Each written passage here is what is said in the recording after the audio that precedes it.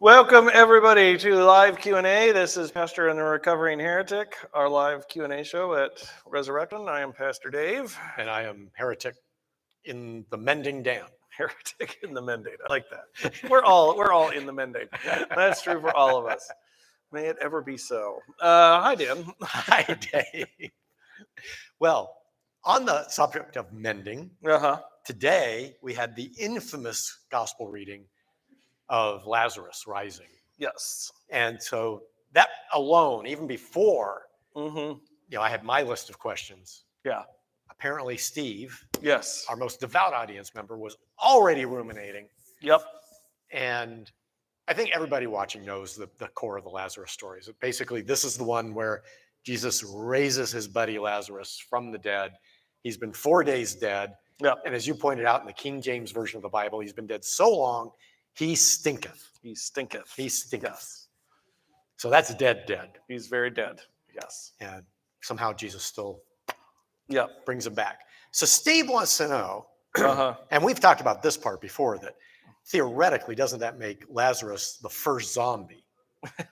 So he's zombie prime. And on that note, Steve wants to know, shouldn't these zombie readings be done in October? Because Ezekiel too, right? Yeah, right. Shouldn't they be Halloween stories? Yeah, and that's exactly, shouldn't they be Halloween stories? Yeah, I mean, this is the difference between real resurrection and a zombie, right? Like a zombie's not really alive, even though it moves, and I saw a megachurch try and do that once. They were like, The Walking Dead coming on Easter. And I was like, no, he's not dead anymore. That's the whole point. They're not dead. They're alive. So a biblical zombie is not part of the undead. Yeah, I guess I would say I would differentiate between a zombie and raising from the dead, like the Bible, because a zombie is literally the Walking Dead. Like they are dead, they're rotting still, in fact, in most versions. But I mean, to Steve's point, right? We don't have any kind of follow-up in the Bible to say, that sure, everybody's stunned that Lazarus comes out, but nobody mentions, does he still stink? Is he still decaying? Like 3 months later, do his fingers start falling off? No, let's work with the assumption that it's a full-blown resuscitation, right? Okay. So he doesn't and they also don't have Lazarus's first words coming out. No, they don't. They don't say, "Oh, thank you." We don't get a lot from Lazarus. Did he say brains? Yeah, right. Did he say brain? Right. Yeah. No, let's not do that. Okay. Yeah, no. And so, right, I would say it's and I think this is the thing with zombie literature in general. It's a fear of being alive, but not really, and this is true life, it is kind of what differentiates the two. So, yeah. And I've actually read some sociology journals, and some of the articles have posited that the reason, when they've noticed that when you analyze when zombies become very popular in culture, it always coincides with a period where that same culture, the citizenry tends to feel out of control. Like their lives have gone out of, they have no control over their lives. Right. And so zombies kind of become a metaphor for how they feel about their life. Right. And that is not what we're getting in Scripture here. Okay. So that's not a metaphor then with Lazarus. This is actually a historic moment of the gospel, not a metaphor. Yeah, I mean, I would say we have never taken this to be a metaphor. Church has never taken this one to be a metaphor. And it seems like there was some, if you read the Gospel of John carefully, there was some kind of subtle rumor that Lazarus would live forever, but because Jesus raised him, he wasn't going to die again. Yeah. And so Jesus wouldn't do something temporarily. Right. And so there's this subtle rumor, if you read the Gospel of John carefully, that he's going to live forever, and this is actually, get to our other venture, our sci-fi podcast, plug. This is who the character, the old man, the hermit character is in Canticle for Leibowitz, is he's Lazarus. And he's always looking for Jesus to come back, right? So he's always kind of testing people to see if they're Jesus, right? Because he's always looking for them to return. So, well, what is it? You said if you read John carefully, what is it in John that hints that Lazarus may be immortal, basically? There's that line at the end. It's at the end where Peter looks at somebody and goes, what about him? And Jesus goes, well, if I will him to live until the end of days, what is that to you? After Jesus predicts Peter's death. And then John has this note that says, this was not to say that he would live to the end of days, just that he was just saying it wasn't your business. There's this little parenthetical note. And some people think that comment is directed at the disciple whom Jesus loved, or other people think that comment's directed at Lazarus, And also, I actually think the disciple whom Jesus loved is Lazarus. So, okay. Now that's interesting because they talk about the disciple who Jesus loved as John, most commonly as John. Yeah. Why do you switch to Lazarus instead? Because Lazarus is the only person whom they say Jesus loved in the gospel. In the Gospel of John, yeah. It actually says it in this reading. It says Jesus loved. See how he loved him. Yeah. And the disciple and he does the character doesn't really pop up much until after this episode, and so I think it's Lazarus is who it is, but yeah, that's me. Well, and this will get us to a follow-up question on that. Steve wants to know why were Mary and Martha so cheesed off at Jesus for not being there when Lazarus died? Why do they keep thinking that if Jesus was there, Lazarus wouldn't have died in the first place? Well, because he can do the healing, right? So that's what they're saying is if you had gotten here when he was sick, you could have healed him. They've not seen him do a resurrection yet, in the Gospel of John. Like he's done in Mark, he's raised a girl to life early in the gospel, but in John, he's not actually done a resurrection yet. So this is new territory for everybody, and so their logic is, well, we've seen him heal. He's healed plenty of people. So if he were here, he could have healed him, made him better. So their mindset was the power is limited. He can heal while they're alive, but once they're dead, that's it. I don't even know if it's limited. It wasn't on their horizon as like a possibility. This is why Jesus has to raise the issue with them, right? That's what that whole conversation about, I am the rest, do you believe this, right? She gives the right answer at the end, Yeah. But. So given that, one thing that strikes me in this is that Jesus comes across as somewhat callous in the first half of the reading. When he's like, oh yeah, I know Lazarus is sick, but let's hold off a couple days. It's no big deal to him. It's almost like at that point, he has no empathy. He doesn't understand Lazarus is going to be suffering in his illness, that Mary and Martha are going to be upset and grieving and emotional turmoil. And he's just like, yeah, no big deal. But then he gets out there and Mary and Martha come to him and they're cheesed off. And then suddenly he becomes upset. He starts crying. Yeah. Why? Why that difference? Yeah, I mean, ancient literature doesn't do the whole, let me get inside their... Yeah, the internal monologue. And so we don't really know.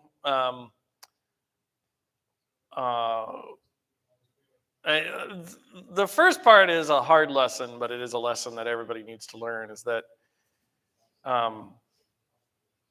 I've quoted this before, but this is what Lewis partially means when he says he's not a tame lion. He's not a tame God, right? Like he's not a wishing stone, so he doesn't come when we beckon, and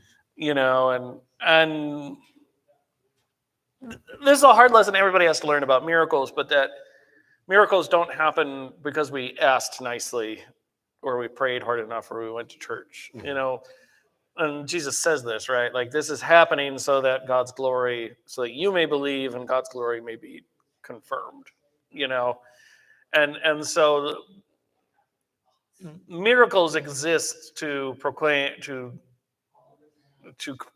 greater belief, that's their purpose. And so if a miracle doesn't happen, it's not because God doesn't love you, but it's because it's, I had a friend whose father died of COVID, over the pandemic, and he's Pentecostal, and somebody asked if he was praying for a miracle, and he goes, no, my dad, well, yes, I want him to be miraculously cured, but I know God's not going to give it to me. My dad's a Pentecostal minister. He believes, everybody around him believes. There's no greater miracle to be performed here. There's no greater belief to be inspired here. So the miracle really serves no purpose. Right.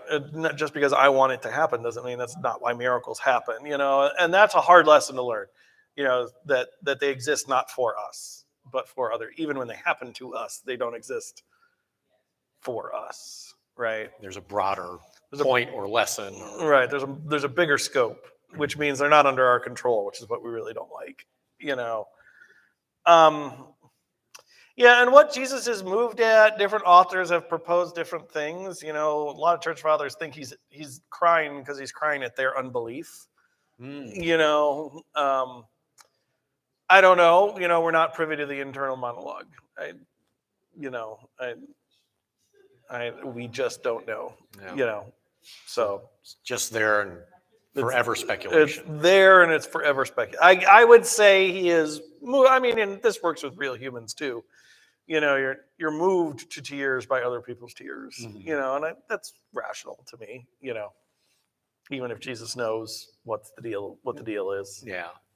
So he still feels the sadness. Yeah. There is empathy after all. Yes. I want to jump before I forget. We'll pop back to Lazarus because there's a lot to unpack with him. Yep. But, obviously the readings today were all chosen to dovetail with the concept of resurrection. Yes. Or, right. We're in the final week of Lent. Yeah. So you've got Ezekiel, Paul, they all have something to do with that. The Ezekiel one, though, rings very differently on a number of fronts. First, there's the trite sci-fi front, in that when I read this, it reminds me so much of the government rebuilding Lilu in The Fifth Element. When they find the hands.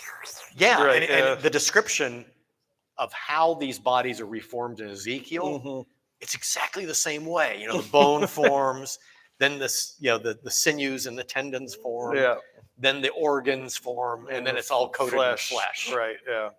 The androids in Westworld, the Yeah, HBO version, right? They're constructed exactly the same way. They're spun together, right? Yeah. I would say this is a case of it's the reverse. It's the Bible inspiring those. But yes.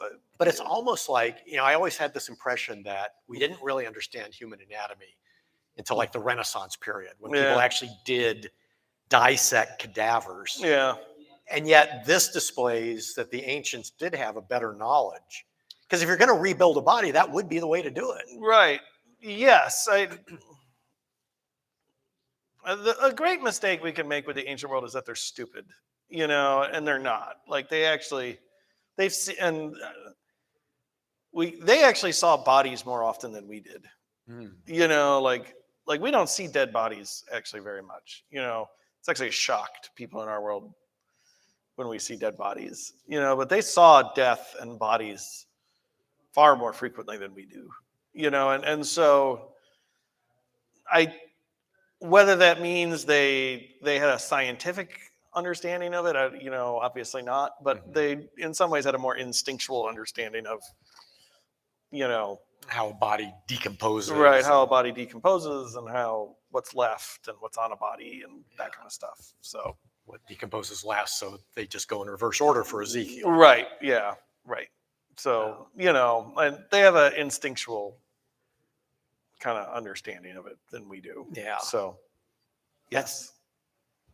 Got to remember, everybody's like, oh, they thought the earth was flat. Like, actually, ever since the Babylonians, they didn't. The Babylonians worked out the math. I'm not sure how that myth got started, that, the flat earth thing. But. Right. It's like they knew the earth was flat. The question was, with Columbus, was there a continent in the way or Yeah. not? Like Columbus got his math wrong. Yeah, he like, thought the sphere was smaller than it is. right, than it is, and he didn't know there was a continent there. Yeah. Maybe there's something to get in my way. Yeah. Right. That So does. I think in some ways, ironically, there are more people who believe in a flat Earth today than ever did in the ancient world. Right. So they have a more instinctual knowledge of these things, Yeah. and so don't think they're stupid. Okay, I'll give them that. Mm-hmm. Yeah. On the theological front, why is it that God doesn't put those bodies together by himself? He has to do it through Ezekiel. He always tells Ezekiel, "You say this, and then it'll happen." Yeah. Why doesn't God Not just, "Hey, watch what I do." It's something about how God works. He always works through intermediaries. Rarely does God just do it. Sometimes he says, "I'll do it myself." Fine. But rarely. And it's part of. It's like, why does God work through process? I don't know. Like, why did it take? God could have just wiggled his nose and the whole earth would have been there. Why 7 days? Mm-hmm. I don't know. It's part of the character of God that he's always looking to work through intermediaries, kind of like that. Yeah. So I don't know. It's just who God is. Yeah. In the end. Well, that brings up then the question of, did it really happen? Or is this a big metaphor that Ezekiel's pointing Well, it's a to? vision, right? Okay. So this is a vision. He says that at the beginning, right? I was the hand of the Lord brought me is vision talk. So so he didn't physically bring him out. This is a vision that Okay. he's in. Okay. Yes, it's a vision. So it is in that way, it's a and he even says at the end, it's a metaphor, right? He goes, there's a whole little God gives a whole little explanation, right? These hosts are the whole host of Israel. They say our bones are dried up and God has cut us off. Yeah. And, I will raise you from the dead. So you as a nation shall be raised. Yeah. Right. So given that, did people take it literally, and that's how the concept of resurrected bodies after death came about? Because early on there was none of this talk of life after death even. There's a split in Judaism over whether it's literal resurrection or it's a metaphor, the Ezekiel reading. Well, in Judaism in general, there's a split, and so in the New Testament, this is the split between the Pharisees and the Sadducees. The Pharisees believe in the resurrection of the dead, the Sadducees don't. So there's a split over there's debate over whether that it's a literal thing or not. Yeah. So is this where it first appears? Is this where the idea is? No, it's not where it first appears, but Isaiah talks about it. It's in this period of literature that so Isaiah was predated Ezekiel. Depends on which. Depends on there are 3 parts to Isaiah, so it depends on which part. There's 1 through 39, 40 through 55, 56 through 66. So, were they the same author, or are they 3 distinct authors? There's a $64,000 question. They all say they're Isaiah. For it to be Isaiah, he would have had to have had a very long career. And they're written very differently. So biblical scholars usually call them first, second, and third Isaiah, and they have very different themes. So I would argue they're different authors, kind of using the same voice, the same name to write, but they're different. I would argue they're different authors, but you'll find people who say they're the same author, and I wasn't there, so yeah, I don't know.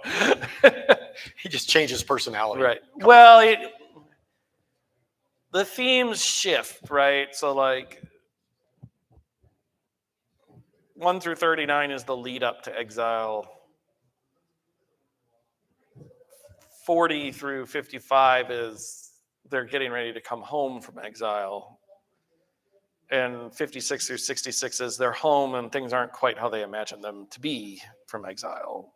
So they're very different topics that they're poetically responding to. And you're right. That's a long time span. How long was the exile? 70 years. Okay. So, it's a long time, right? Like, so.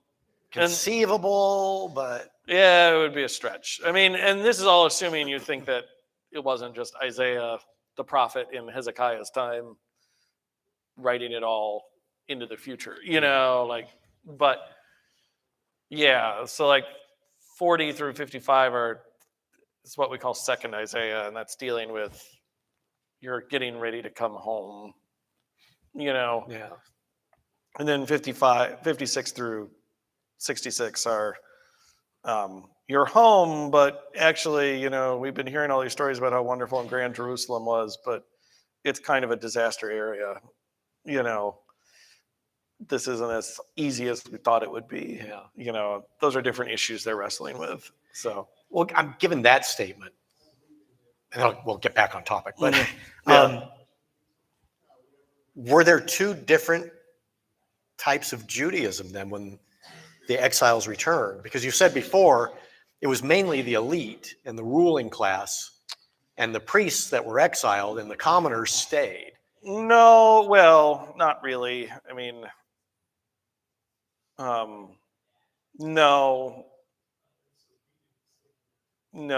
but there is not different types of like denominations. But it just seems like the belief. What we see in the Old Testament is all the perspective of the exiles, and there's like no voice of the common Israelite. Well, right. Samaritans are kind of in this group. They're a mix of Samaritans are a mix of people left over and Assyrian colonists. So they're kind of in this group. You get some of that early tension in the book of like Nehemiah and like thing like that, where they're trying to rebuild the city. You start seeing those dynamics play out. So there was some tension. Yeah. Oh yeah, there was tension. It was just, and the people left over aren't always original Israelites. Sometimes they're other colonists, who are in the area and things like that. So. But it's been 70 years, so they think of themselves as original, right? Yeah. Yes. Yeah. Wow. So. I almost feel like I want to do research for another book. Yeah. The common Israelite right. during the time of exile. Renee says we have a hard time going back to why Ezekiel says stuff before God makes it happen, that we have a hard time believing. So she thinks God works through others as both a way to get our attention and a drawing of the messenger into the work. Yeah, I mean, I think, right, that is a piece of it, yeah, absolutely, yes. Okay. And then she has a follow-up question. Is there anything in the Bible that indicates the disciples looked back at the Lazarus incident and saw it as foreshadowing, that they thought, well, this happened to Lazarus, could it happen with Jesus? Well, they kind of see it all after the resurrection in a different light, and Jesus says that in John several times. Or John will say it. They didn't understand this until after he had been raised from the dead. So the resurrection alters all their perceptions about what's going on. Yeah. Basically, as Renee puts it, they needed an anvil to drop on their head to get it. Yeah, I mean, right. They weren't getting it. Right. Yes. They're not very bright. They're lovable, but they're not very bright. Like most people. Lovable and huggable. Yeah. A whole new way to see the disciples. Getting to the core of all of this, of Jesus' resurrection, Lazarus' resurrection. Yep. Why is Christianity fixated on that concept of a physical resurrection? Jesus' case, I get it, in that it's like the proof, the final proof. But for the rest of us, why is the concept of the rest of us being physically resurrected so important? Why can't we just be content to be souls, spirits? Our consciousness survives, our identity survives, but a professor at Calvin who used to say, the problem with most humans is we think about ourselves as brains on sticks, and which is true, right? That's the problem with that whole consciousness thing. Like, you're thinking about yourself as really just a brain on a stick, Yeah. and as long as the brain survives, I put it in a vat, or my head like in Futurama in a jar, and I'll be fine. And no, we're bodily beings, and part of it's that creation has a value in and of itself. That's like the material creation is not bad or an accident or sinful. It's something God intends, and you're not going to get away from it because God actually intends it to be. He intends you to be embodied. Yeah. But what's wrong with the way angels are embodied or demons are embodied? Or I don't know if there's anything wrong with it. It's just not the way we were meant to be. We are both spirit and flesh, and God has determined that's the best for us, and so yeah, we're both, and we need both, and I don't know. I think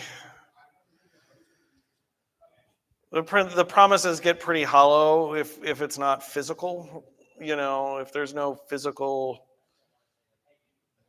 if reconciliation is just ethereal spirits making up, that seems pretty piss poor, pardon my language, to me. Like it's the embodiment of the real promises in real bodies that you will be reconciled to your enemies, that that the world will be remade,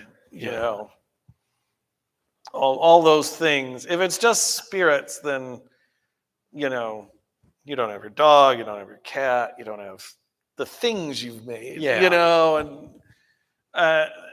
and but that's not the promise. Everybody's like, my dog's in heaven. It's like, well, maybe or maybe not, but I do believe your dog will be there at the resurrection, because the new creation, God will recreate all creation, and so but you don't get that without saying there's a physical resurrection, Yeah. And if it's just, and some of the things Jesus commands are pretty objectively stupid. If there's not physical resurrection, go wander off, be sheep amongst wolves, says Jesus. That I don't think that command makes any sense unless, by the way, you're going to be raised from the dead, so it doesn't matter what the wolves do to you. Right. Like love your enemies, turn the other cheek. All those promises don't really make sense. They're actually abusive unless there's attached to them a promise of there's a physical resurrection. Yeah. Still works out in the end. Right. Have theologians, biblical scholars, how far have they thought that through? The implications of what happens if we're all resurrected and all our pets are resurrected. Yeah. All the cool things we've made are resurrected. Yeah. Here's a bigger ramification.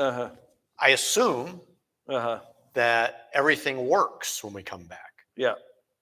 But at what age? For example, if you come back as a 25 or a 30-year-old body, if everything works, right, and we're all immortal, at what point does overpopulation happen? Because nobody's dying, but we're still replicating. Yeah. You won't have to worry about overpopulation. The world will be more than enough. I guess use the C.S. Lewis poetry, right? So Aslan's country is always deeper, always bigger. You never run out of Aslan's country. It's you're never going to run out of Earth. But then I'm thinking, okay, then our bodies have to modify because as the Earth expands to accommodate that, the gravitational field is going to increase. Who says we have gravity here? It keeps us together. Who says gravity is what will keep us together, and that maybe the whole operating principle of the universe will be different? I have a lot of biochemical issues. Maybe, just knowing how cells work, if you change the physics. But maybe the whole. Okay, well, but here's right. So, like, Jesus is the only resurrected body we have any point of reference for, right? So, Jesus walks through walls, right? And people don't recognize him. Well, and that's the other thing, right? He's right. Why aren't people recognizing him? Well, we don't know, right? So there's clearly something about the resurrected body that Makes it different. It makes it different, right? So like it's not repetition, it's resurrection. Yeah. And so there's something different about you, clearly. You're a new creation in the resurrection. So there's something different about you. There's something different about Jesus. Walls don't seem to be a problem for him. Right. Or gravity. I mean, he does float. He floats up into the like the basic. He's, to use the Matrix language, he sees the code, right? Yeah. I mean, like the code doesn't bind him anymore, and so I don't have any good answers on this. It's one of those things you got to wait. My favorite solution is Origen, who thought we'd just be spheres. Yeah. Because a sphere was the perfect shape because it had no change to it. Yeah. So, so maybe that's it. Maybe we are Origen's floating spheres. I don't know. Well, using Jesus as the guideline, then it's as if it's not really our original bodies that are resurrected in and of themselves. Right? No, it's new. Maybe the template, but right. then there's a changed thing. Right, there is a change to. I mean, and it promises that, right? You're a new creation. It's not. Again, it's not repetition. It's not Mario gets an extra life. It's it is a new skin. Yeah. In many ways. So yeah. And then we'll wrap up. I didn't realize so much time had gone by. One last question from Steve. Mm-hmm. And Steve, it is not stupid. All questions are good. Lazarus was not at the Last Supper. Mm-hmm. Why did the man that Jesus loved not attend the last meal? It's a good question. So